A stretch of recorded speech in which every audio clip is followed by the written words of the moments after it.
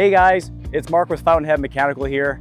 I'm on site here at a commercial retail shopping center, and here we're going to talk about heating, cooling packaged rooftop units, or some of you know them as RTUs. So this particular rooftop unit here, as I had said earlier, it's a packaged heating and cooling. So you can see here you have a gas line that is piped into the unit, and in there is a natural gas burner, very much similar like you would see in your residential household furnace. Now, the difference between your residential household furnace HVAC system to this is that the air conditioning, the condenser, the fan, and the evaporator are all in this one package right here. And what they're going to do is that they are going to heat and cool the space below. Many questions that we get asked is, what's the difference between a packaged heat-cool rooftop unit and a make-up air?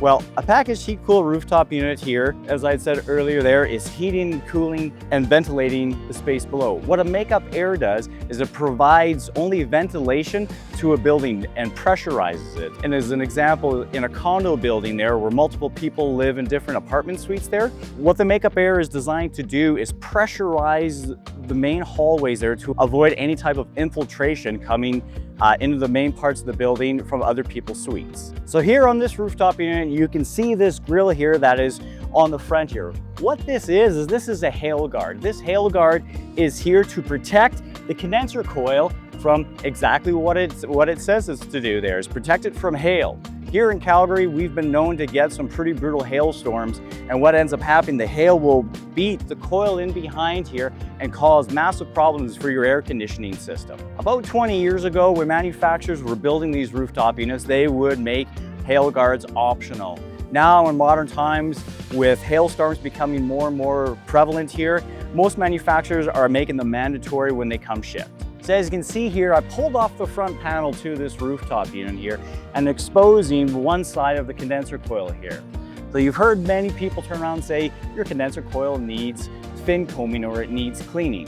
Well, what fin combing is, we use a specialized tool to actually comb out these coils. You can see right here that they've already started to kind of separate or get packed a little bit.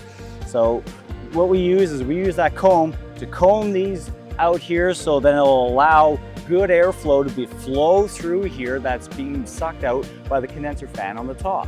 Now also, what's very important about condenser coils is the preventative maintenance and the cleaning of them. So as you can see here, these condenser coils, this specific one here is starting to get some debris and dirt built up on it.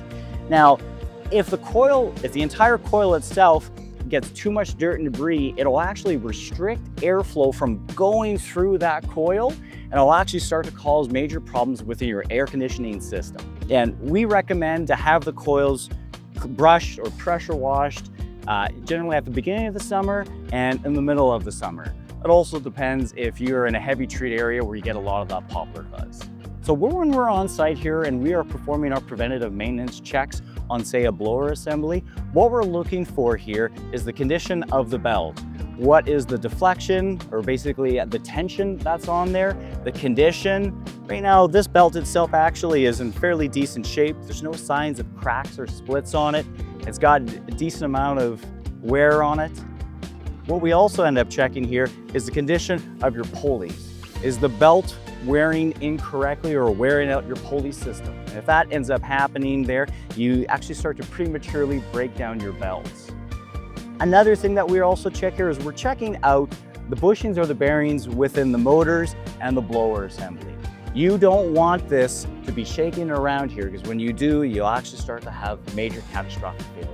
So what some people might experience if belts or this system here starts to go through failure, or the belt starts to prematurely go, is that you'll actually get a crack and a break, and that belt will start to wear unevenly. You'll start to hear vibrations down below.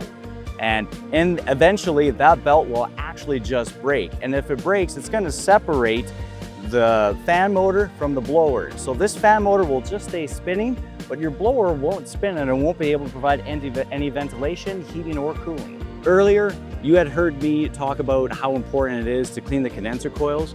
Well, inside here is the evaporator coil, and it is also very important to keep these clean, because this would allow actually the hot air from the space to pass over through the filter and get cool and provide cooling for the space. Now right now, as you can see, this is a perfect example of when preventative maintenance is due. These filters are starting to get pretty dirty. You're starting to see dirt and debris kind of get caked in there. Looking at this evaporator coil, you can start to see there's a little bit of a dirt and debris that's kind of building up in here. So when we're on a preventative maintenance check, what we'll do is we'll take a brush them clean there. There's certain types of coil cleaners that you can use depending on the type of coil that's here or the type of material that they used. And we'll go through, we'll spray them down, and we'll wash them down, so then this way air can pass over them freely. The great thing about these rooftop units is that they have a feature called free cooling that is operated by the economizer. Free cooling is that this unit will open up this set of dampers and bring in cold outside air to cool the space when the sun is hot outside, but it's still too cold to run the actual mechanical cooling. Now this is controlled by this electronic module here called the economizer. This economizer is the brains of what makes free cooling possible.